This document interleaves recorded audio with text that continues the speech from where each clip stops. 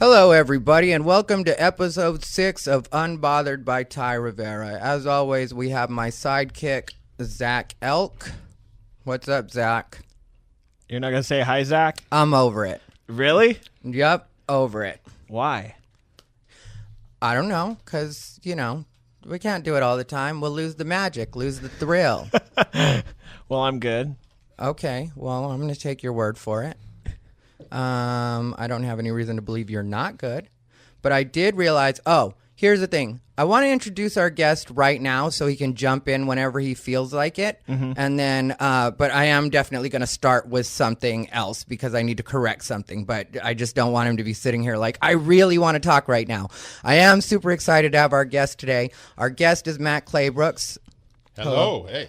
Good having you, Matt. Matt has written, for anybody that doesn't know Matt, I know some people might not, but, well, actually a lot of comics are listening, so I would imagine most of them will know you. Okay, yeah. But for anybody that may not know you, Matt has written for the BET Awards, as well as the Oscars, as well as writing for Chris Rocket Points as well.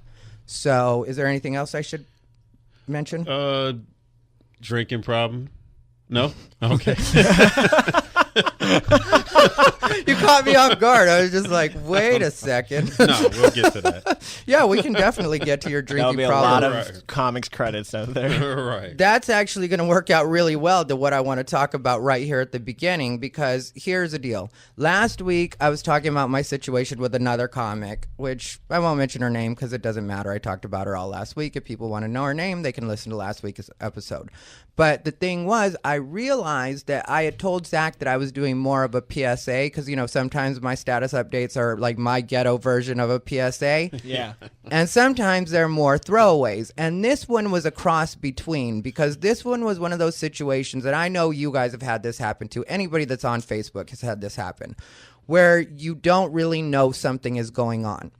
You didn't know that this story even existed. It's not on your radar for whatever reason, but for some reason, everybody on your feed is going crazy about this story. So you just keep seeing it over and over and over. So you finally get with people being outraged, and you finally get like, okay, let me check this out and give people an opinion on this, since obviously no one's going to leave it alone.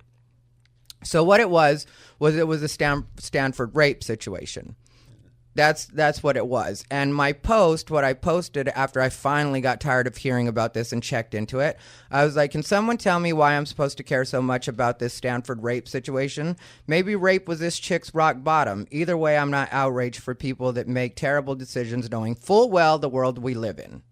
That's what I said. So this is what got this girl outraged and whatever. And I guess I can understand being outraged. Well, I can't really understand being outraged by my post, because to me, it's exactly what it is. Like, if you're so drunk that you're not able to take care of yourself, you don't even technically know what happened. You know what happened because strangers rode up while it was happening. Right. Otherwise, you wouldn't have known. That would have been one of those nights probably where you just wake up and you're like, I don't really know what happened last night. I blacked out. Yeah, which most of us drinkers have had that happen. Yes. And I was telling Zach that I had a situation like that when I was in Hawaii, where I woke up and I didn't even remember that I had hooked up with anybody. It was just that he left his underwear draped over a chair before he left. I don't know if that was his calling card, but they were Fruit of the Looms, and that's what I felt most violated by. I was like, I hooked up with a guy that wears FTLs. Yeah. You need to really think about your life. Well, yeah, that's exactly what. You're making bad decisions on bad decisions. If it was Hanes, then you might be like, well, maybe it was Michael Jordan. Hanes neither.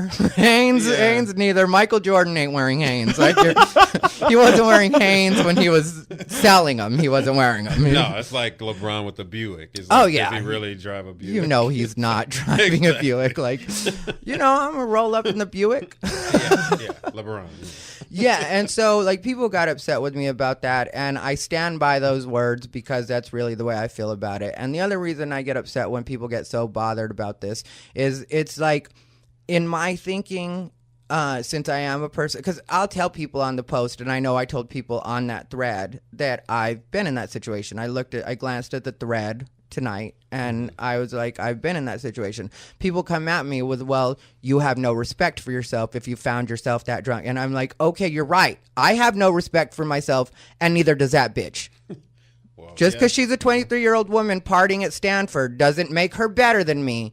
If I have no respect for myself for leaving myself in that situation, neither does she. Yeah. And I'm not going to have anybody tell me any different. If we're supposed to all be equal, how is it the guy wakes up a rapist or is a rapist? And I read the details, and in this particular case, I do agree that the guy was a rapist.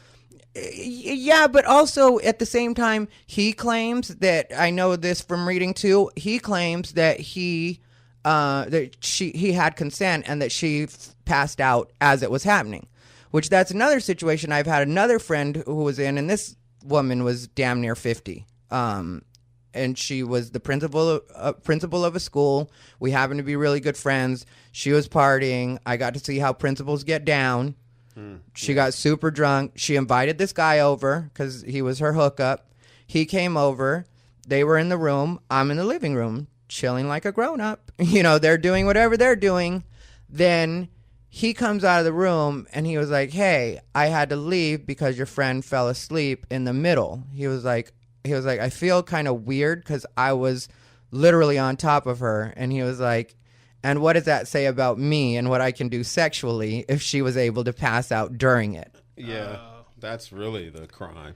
That's what that's what he felt bad about, was like he wasn't able to even keep her awake. Right, yeah. I wouldn't, yeah. And so I'm like, okay, cool. Well, I appreciate, and I walked him out and locked the door behind him. And then she woke up the next day and she was like, yeah, I remember calling him over. And she was like, I think I fell asleep though while we were having sex. She was embarrassed about it. And I was like, oh, well, you did. Yeah. I know, because he told me on the way out, because I knew the guy too. So the night of. Yeah. Okay. I wrote it down. I will be checking it out. I piss people off across the board.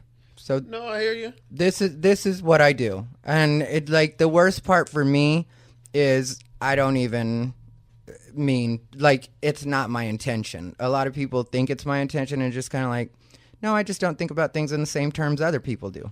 Right. So I'm not going to, like, I don't even know how I would filter myself that way. I guess if I really thought about, like, if I looked at everybody else, what they were saying, and just went with that, then I'd be very safe. But, like, my thinking is sometimes different from the way other people do. And that's what people have gotten mad at me about when it comes to Black Lives Matter. Mm-hmm. And I know there's been a lot of people that have gotten mad at me about that. And so to start this part of the conversation off, I want to ask you how you identify. Black. Okay. No. I mean, I'm black. I don't, all the titles change, this and that. But I figure in our culture, the culture that we're in, America, I'm a black man. Okay. That's, Yeah, no, because, like, I, for a long time, have just said that I'm Mexican, assuming people got Mexican-American out of that. Yeah. But technically, growing up, I identified as Chicano. That's what I was raised, and that's what I'm identifying as once again. Just at a point, Chicano had gotten a bad connotation. People were moving more away from it. Mm-hmm. But now I prefer identifying as Chicano because it tells people what I am, like other Latinos. Other Latinos, right away, when I say I'm Chicano, they know I'm Mexican-American. There's a chance I don't speak Spanish, so I didn't know if you identified as black, African-American, block with a Q. No, I'm not. Black China. No. I mean, I thought Chicano had like a political thing attached to it as well. Yeah, it does. Okay. But it really, it turned into that. But, well, it went from just being mixing of the cultures, like that's what the American and the Mexican. So that's what it went from. Then it turned into a full movement. Then after a while, it became more derogatory. Like people would think of Chicanos as like cholos too, like that kind of. I didn't know that. So that's when people started to kind of get like, okay, well, let's separate from that. Right. But now, it's kind of moved back to where. I like that. I mean, it was Mexican American when I was a kid.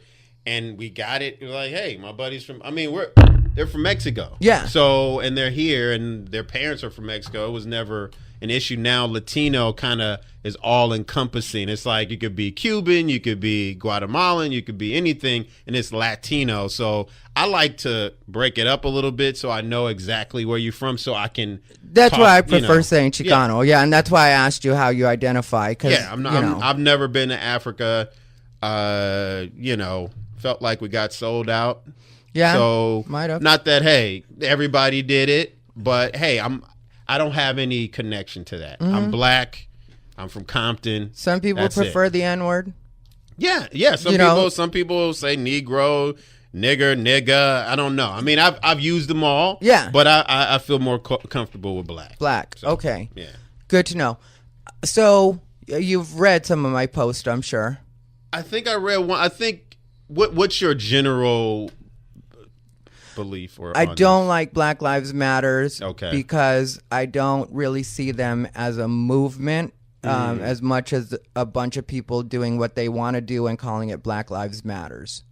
Yeah, they're not organized. They're not organized, and the way they handled the situation with like Bernie and Hillary, Yes. it's kind of like a movement picks the one that's going to Yes. propel the movement.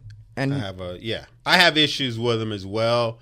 I don't have an issue with the title Black Lives Matter because I know what it means. It basically means Black Lives Matter too, or Black lives should matter just as much as white lives. Equally. Should be it, but it's too long, so they have to shorten it. But yeah, I have a problem with like I really admire like what Martin Luther King and them did back in that movement with student nonviolent, all these different movements that was back then, because they seemed like they had an agenda. They wanted a specific political bill passed, and they went after it the right way. Where I feel like Black Lives Matter has a good, like, we want people to treat us better, but there's no real, like, what's your the real the agenda. plan? What's the plan? Yeah, like, what are we're we gonna doing? show up and yell down Bernie Sanders, the guy that most is on our side out of everybody. Like, I don't understand how that's, you know what I mean? That's exactly the way I felt about that situation with Bernie. And then what made even less sense to me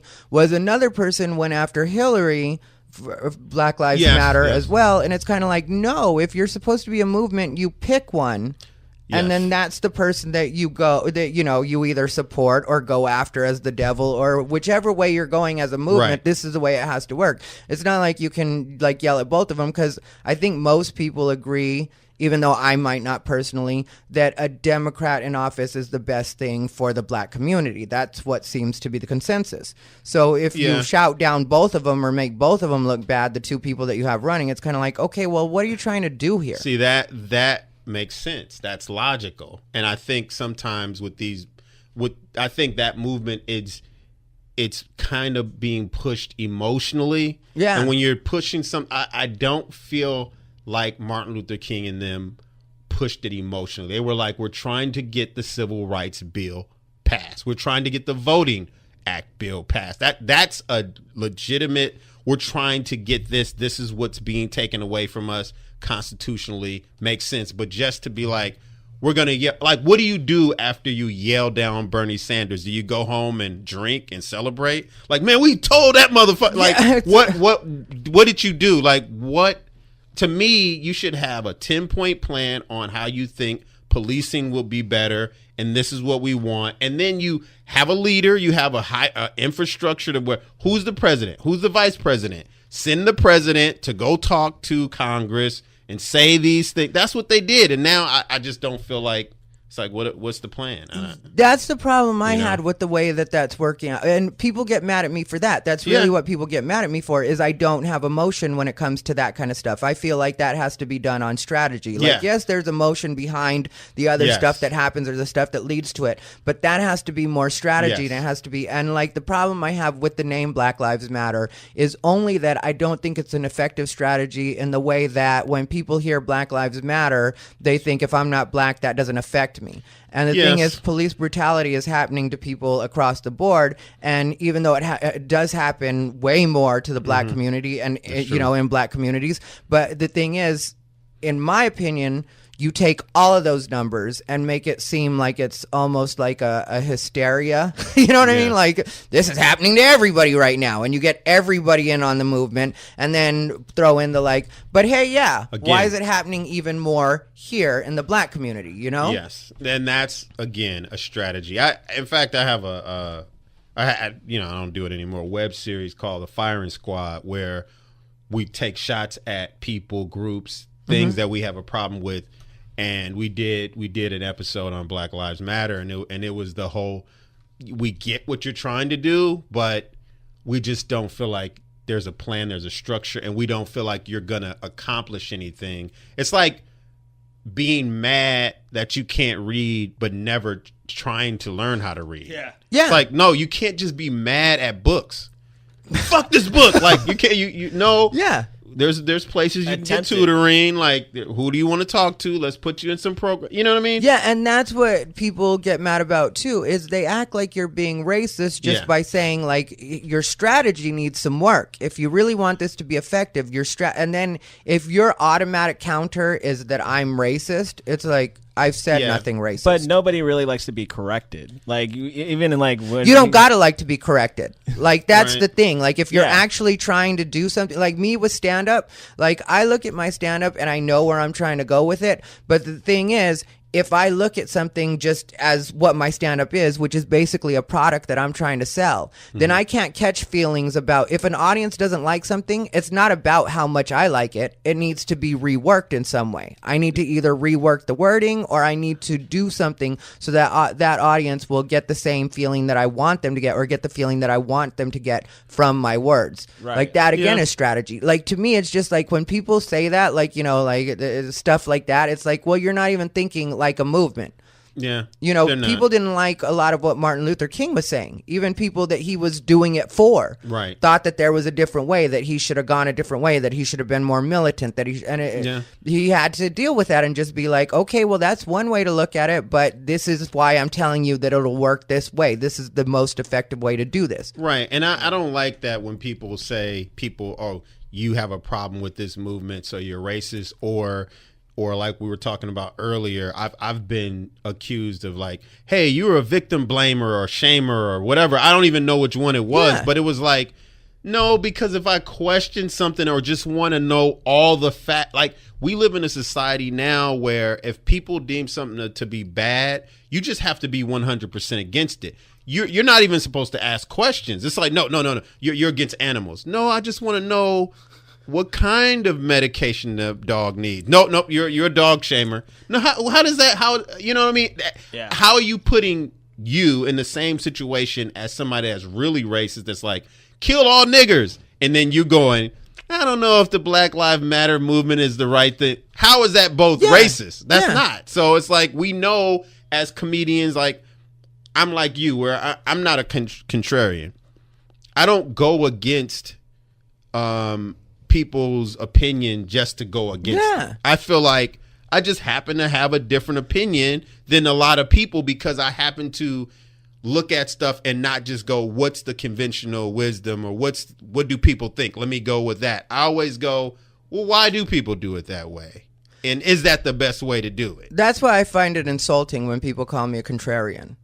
Yeah. Because it's like, no, you're not getting, it's not just to go against the grain. Yeah. It's like, because a lot of times in the stuff I say, I'm like, I can see this, but at the same time, this might be a better way to go at it. Or like, from an outsider that wants to see some people get what it is they're looking for. Like, you know, when it comes to even the gay community, like, I've been very open about not being on board with some of what they've wanted to go after. Like, for me, gay marriage, calling it marriage was a mistake. Because that was something that people were going to fight really hard, and it's something that makes it so that it's not 100% set in stone now, because they can still argue that marriage is between a man and a woman, and people keep bringing up that Barack Obama has said that Hillary Clinton has said that everybody has said that, and so it continues to be a topic of debate, where if you were to say, okay, you can have the word marriage, call it whatever you want, or we'll come up with a name for it, give us all the same rights that people are afforded in traditional marriage, and let's just put a different name on it. I think it should be called civil unions to everyone, and then whatever you want to call it for your specific group, you could call it that. You could call it the I'm getting with a big ass woman show. Yeah, Well, it could be called anything. That's the way. You know what That's I the way I feel. Yeah, and you can still, if you choose to call it your marriage, then call it your marriage. Right. But at the same time, it's just like people want to argue these things like we all want to run on their emotions. Right. I don't want to run on your emotions. I don't want to run on anybody. I don't want to run on my emotions. Yeah. Like, I really do think about things in a way like where it's like, okay, like, yes, I do get annoyed about certain things, but for me, most things aren't that big of a deal, you know, like, Right. and I say things just because it's the way I talk. Like, one time I posted that I thought Black Lives Matter was shit. I don't agree with the gay community. I just like threw out a bunch of stuff. Yeah.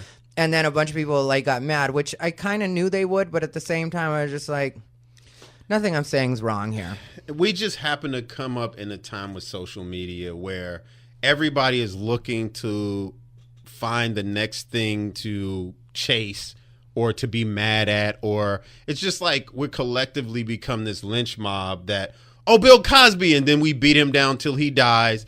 Oh, Roger Ailes, we'll beat him down till he dies. Then the next, it's like, you know what? I can not like people, but I'm not going to join your lynch mob and try to go attack somebody because you all deem him to be a bad person. Right. You know? Yeah, and you're doing this, like the crowd is doing the same thing that they're accusing the other side Yes, of doing, or the absolutely. thing that they're saying that they're better than. We're better than bullying people. Yes. Look at Donald Trump. He's orange and look at his hair, but we're better than bullying Yes. people. You know, like Yes. it's like, I don't care if you do that, but just don't call yourself Yes. against it Yes. while you're doing it. It's like, no, you're against it when it's against the people that you don't, I that don't you like that. Yeah. But then Yeah. once you don't like them, then it's completely fine. Like you saw it happen on a different celebrity level with like Britney Spears, Lindsay Lohan. I mean, those were girls that were going through a tough time. Yeah. And instead of people treating it like a tough time, it was something they really bullied them about. They were the butt of every joke. People made Right. fun of how out of control they were. And it's like, no, you're either sympathetic or you're not. It can't just be, if it's a celebrity, then it's okay to take them down because they've got enough money that they should be able to deal with it. Right. Right. I mean, I have two different opinions about bullying. I'm against it and then I'm for it. Like, I'm for it in the sense that bullies have always been around and we've had to fight through it and go, you know, fuck this, hecklers in our, you know, case. I just feel like sometimes we want a society where nobody is against anything.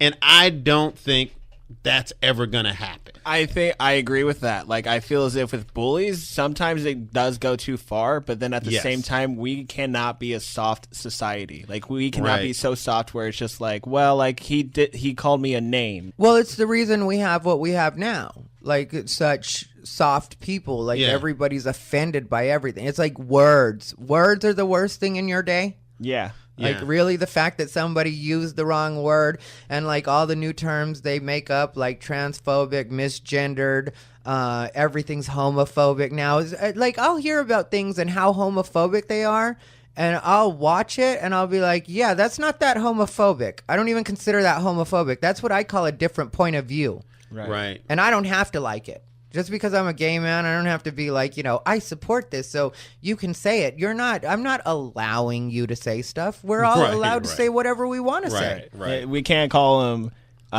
midgets now? Like, we have to call them dwarfs? Oh, Little I have a people. whole bit about Little people. midgets and little people. Yeah, I have a whole bit about it, and I'm just not doing it with anybody. Like, if you're my friend and we get to know each other and then you tell me how you'd like to be identified, I'm fine with that. Just like, you know, I feel like anybody can say anything. Like the N-word, people have had that debate forever. The way I feel about the N-word is you can say the N-word if you want to, as long as you're willing to accept the fact that there's a chance you're going to get your ass beat for that word. Yes. If you're cool with that, I'm cool with you saying it. That's with anything in life. If you decide to go into a department store and just start using a Sharpie on the clothes, if a security guard just tackles you, be ready for that. Like, Right. just that's all we say in life is like, you know where you are. And that's what I when I was told I was a victim blamer, it was because I said on stage, like, Bill Cosby, like, why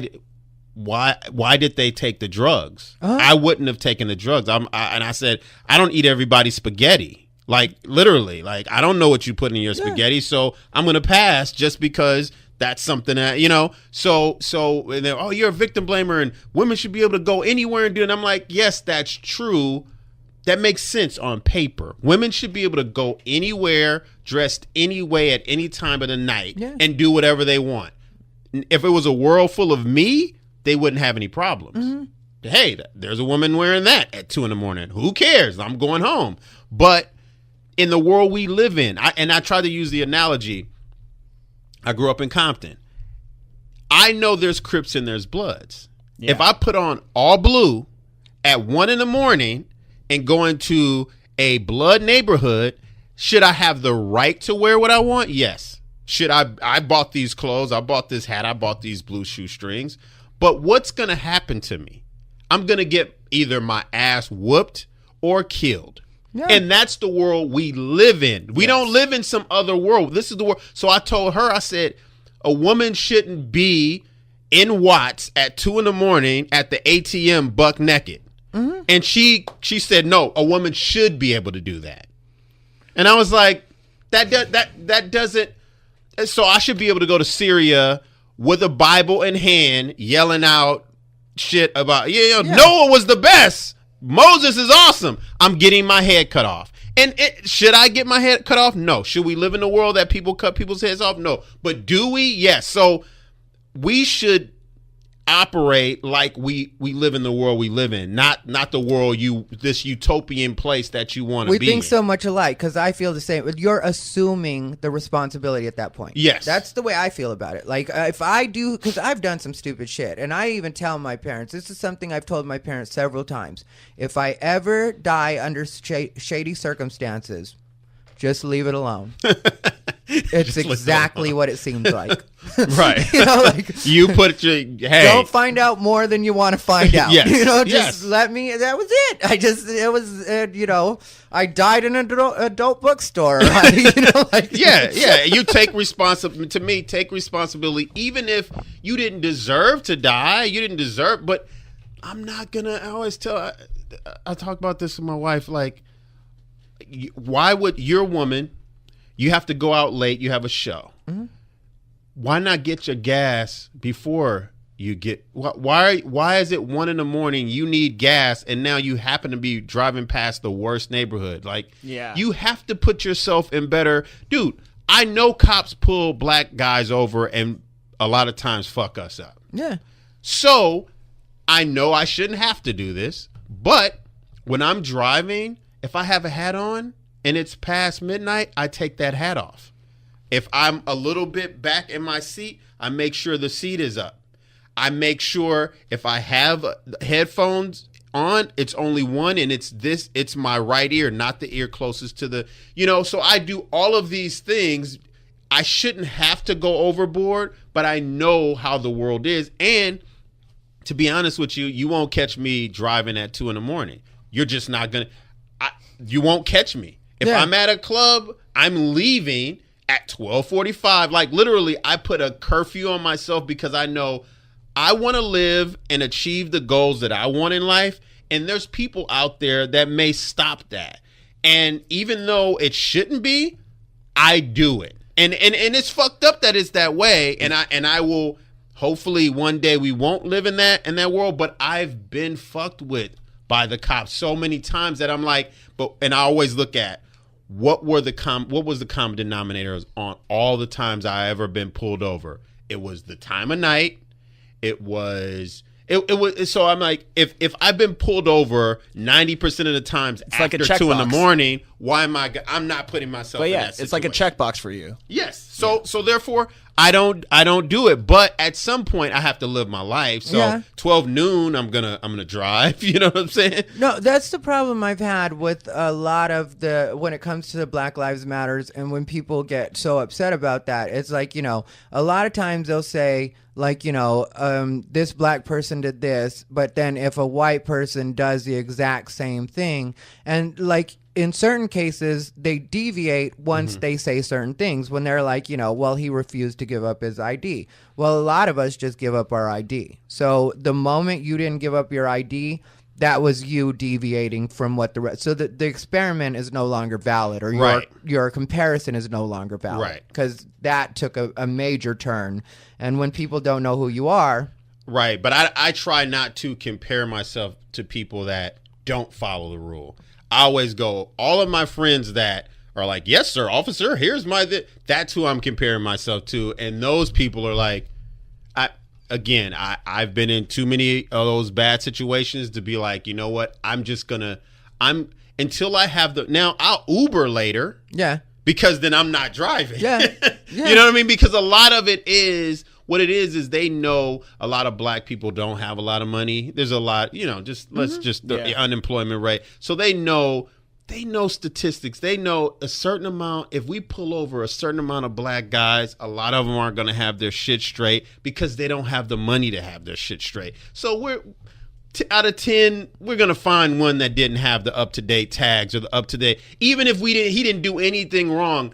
That's what I believe they're operating. At least in Ferguson, that's what they were operating on, and they were getting a lot because the people didn't have the money to pay these tickets. See, but that's a big part of what needs to be fixed in general, and why I say they need to just go across the board with everybody. Yes. Like in that way, because there's so many people, and the way the system works right now, it's like, what's that? You can't afford to pay $300? Well, we're turning it to $600. Yes. Now we're turning it to $1,200. It's like, how do you expect these people ever to get? And it's not just black people. It's people in general. How do you expect people to get out of this terrible situation that you put them in when they can't even drive a car, and then they get busted again? Now the fine's like tripled because you got busted driving on a suspended license, and so now this person's in jail, so they can't even work and make money. Their family's going to shit. Like, things are fucked up, and then you wonder why people grow up to be the way they grow up, why they hate cops, why there's certain things going on. It's just like, no, this is all perpetuating itself, really. But a big part of that is we live in a society where nobody wants to pay more taxes.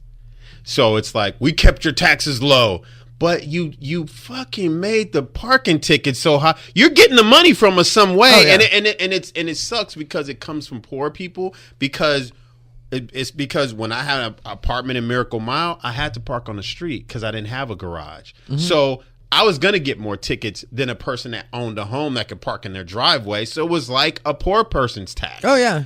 So it's that. So I agree. So there's a lot of stuff we agree on as far as how there should be changes. I'm in no way saying that I don't understand the emotions of Black Lives Matter. Yeah. I get it.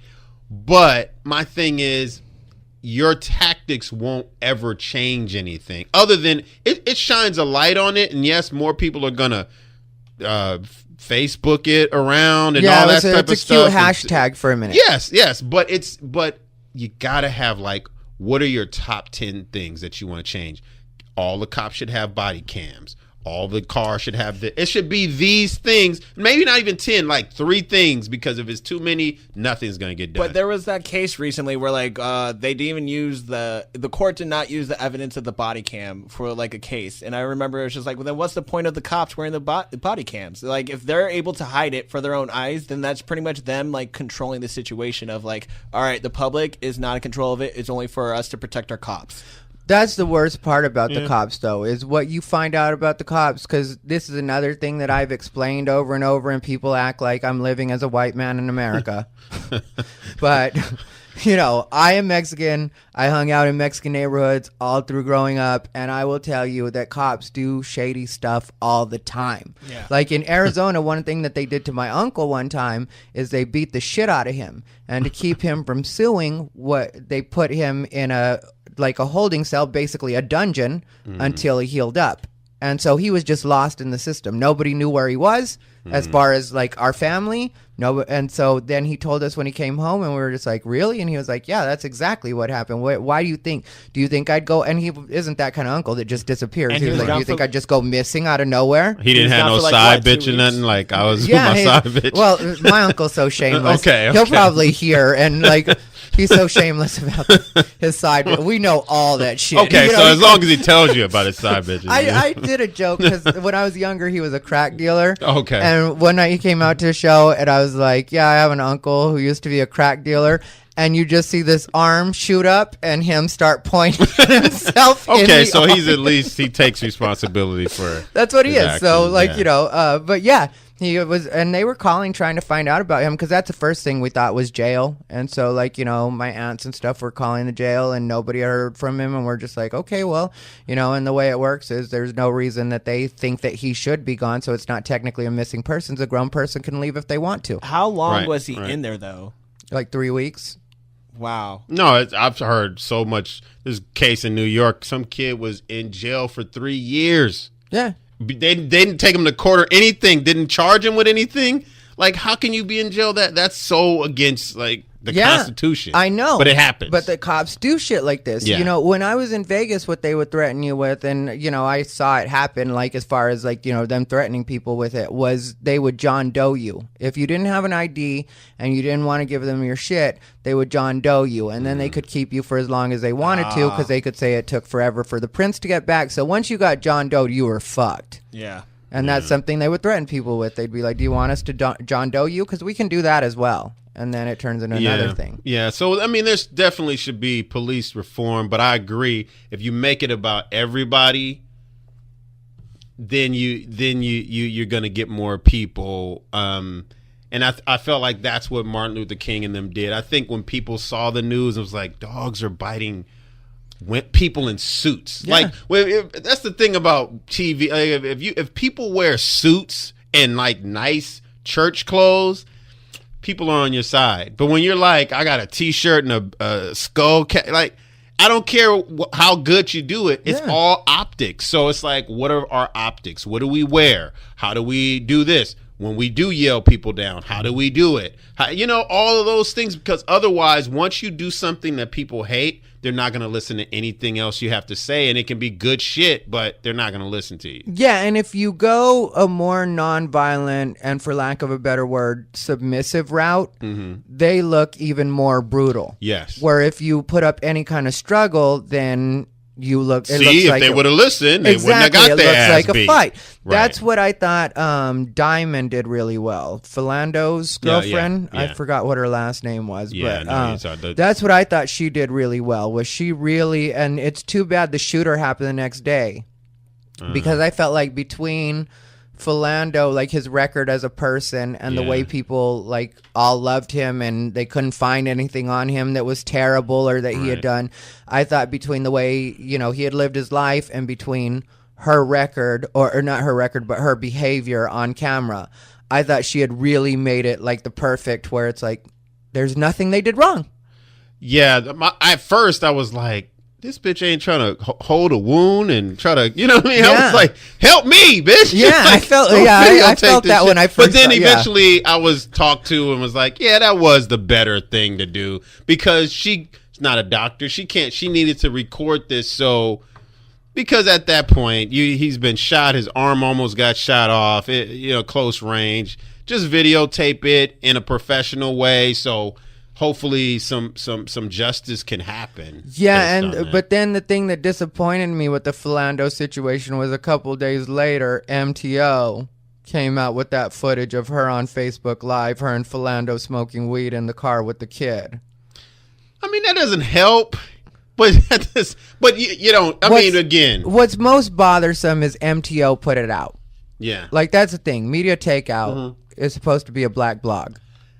It's really just a kind of like I got your ass blog. It's supposed to be black because they get more black people, but if you really read it every day, you'd be like, "There's some hater shit on here." And if they're ever wrong on a story, they never say it. Yeah, like, come out and be like, you know what? They're not. Chris news. Brown didn't really do.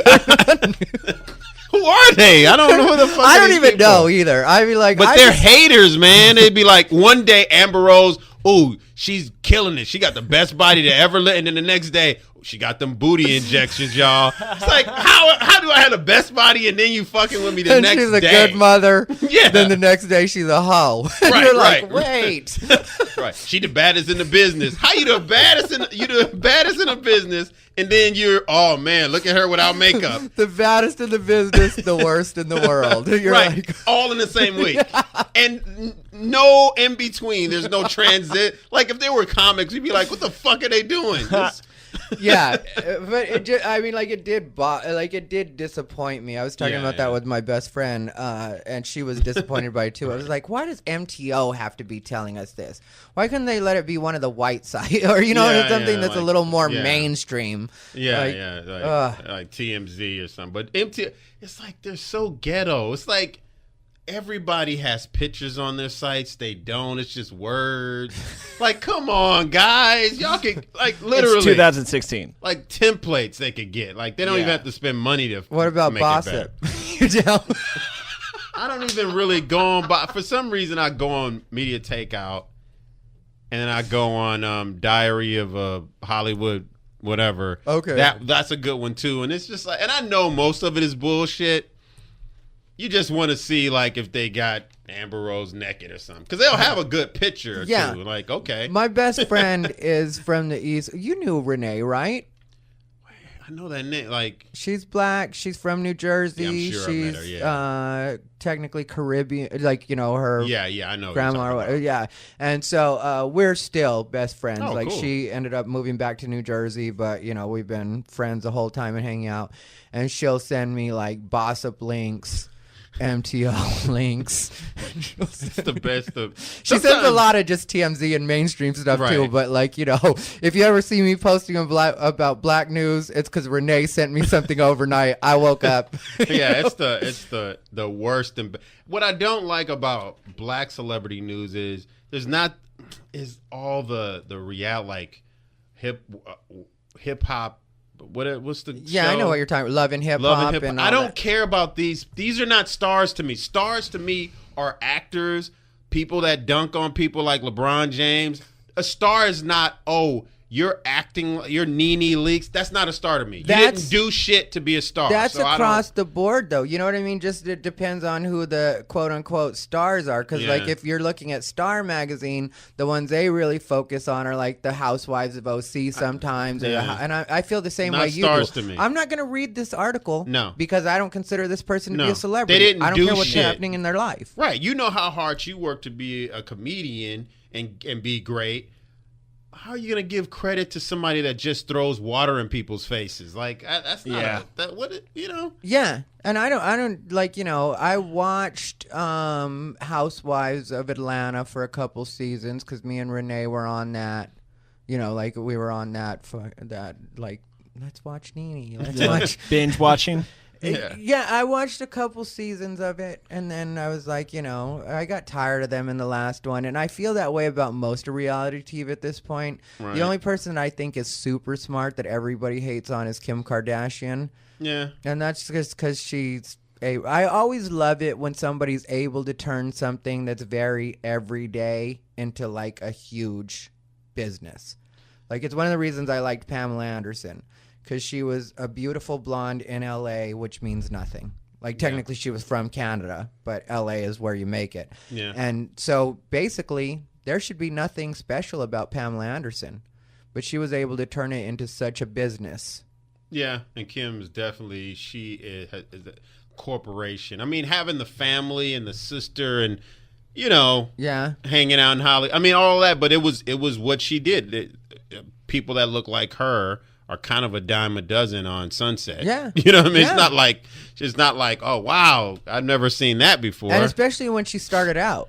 Right. Because she's become a lot, I mean, like, not that she was ever an unattractive girl, but she's become a lot better looking. And with the butt. The butt is that's the thing that's like, whoa, you know what I mean? Yeah. But, I mean, like, that's why I think, like, there's something cool about that. Where people get mad. And it's always funny to me that the people that get mad about it and talk the most shit about it are usually because they talk like they're so above it. You know what I mean? Like, she's just selling herself. I mean, like, really, she's not doing anything. It's like, you write fucking blogs for $50 a pop and make yourself seem victimized about everything that happens during your day. Right. To me, you're much more pathetic. Right. Because if there was no Kim Kardashians, they wouldn't have anything to write about. Yeah. And like, if they weren't constantly pretending to be victimized by everything. Right. Like when we were talking about, like, victim blaming, victim shaming, the problem I have with that, and exactly what you're saying with the how we're not allowed to ask questions is like, I'm not even victim shaming yet. I'm trying to find out if there was a victim. Yes, no, that's a shit. No,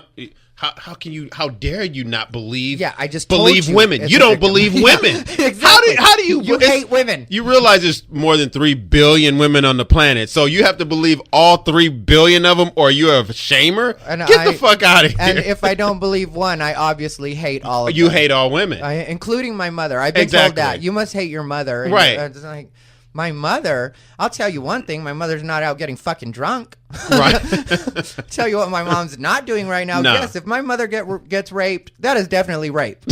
Because Right. I know my mother. She doesn't even Exactly. like being fucked by my father at this point. Exactly. She's not putting herself in bad, fucked up situations. Yeah, if she gets fucked, it's probably happening in her house. Yeah. So somebody broke in our house, raped my mom. Right. I think I know she's a victim at that point. Right. I love the you don't must not like your mother. I love how they have all these sayings that makes you look like an asshole just for asking questions. Oh yeah. Like just for going, what?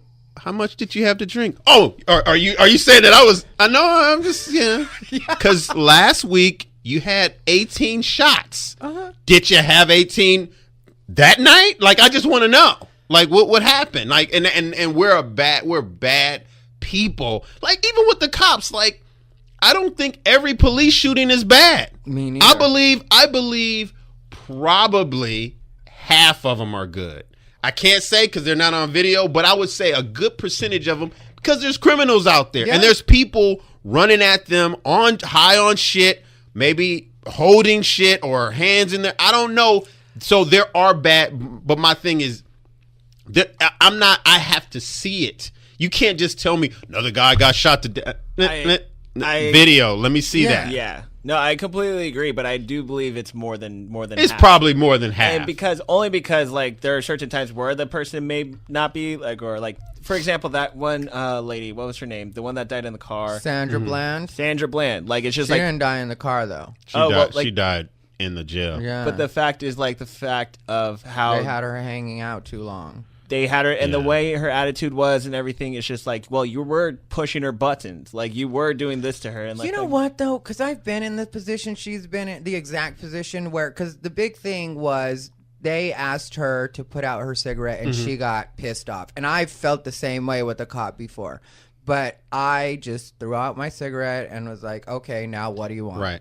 Yeah. Because you just get rid of what they're making a problem. Okay, if you're going to make this a problem, then I'm going to take it away. And yes, Right. you shouldn't have to do that. And technically, your rights are whatever they are. Yes. But I'd rather be alive with less rights than dead And with that's exactly my rights what I being was- violated anyway. That's exactly. And now again, was she correct? This is my thing too. Is like the biggest problem I have with the cops is how much force Are they they use using? for the problem that they have. Yeah. It's like if there was an ant on this table, I shouldn't take a fucking Buick and run into Yeah. it. Yes. Like it should just my hand, a finger, not fuck it up. So that's use as much force as you need for the situation.